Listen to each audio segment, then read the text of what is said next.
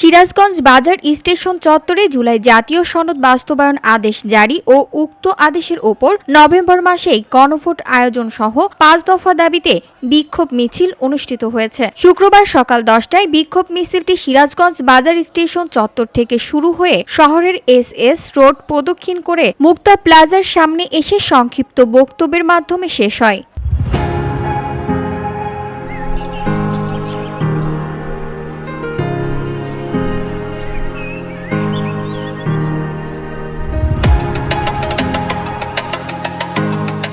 সিরাজগঞ্জ সদর শাখা জামায়াতের আমির মোহাম্মদ আব্দুল লতিফ এর সভাপতিত্বে সমাবেশে প্রধান অতিথি হিসেবে বক্তব্য রাখেন সিরাজগঞ্জ জেলা জামায়াতের সেক্রেটারি এবং সিরাজগঞ্জ ২ আসনের সংসদ সদস্য পদপ্রার্থী মোহাম্মদ জাহিদুল ইসলাম।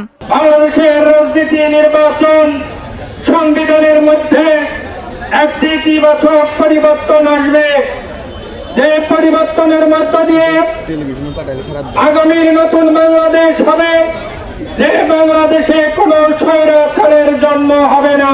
এ সময় আরও উপস্থিত ছিলেন সহকারী সেক্রেটারি মোহাম্মদ শহীদুল ইসলাম, জেলা শ্রমিক কল্যাণ ফাউন্ডেশনের সভাপতি অ্যাডভোকেট সাইদুল ইসলাম, সদর উপজেলা আমির অ্যাডভোকেট নাজমুদ্দিন, শহর শিবির সভাপতি মোহাম্মদ শামীম রেজা, জেলা শিবির সভাপতি মোহাম্মদ আব্দুল আজিজ সহ অন্যান্য ব্যক্তিবর্গ। জনগণের বিচার করবে। VOD Bangla news desk.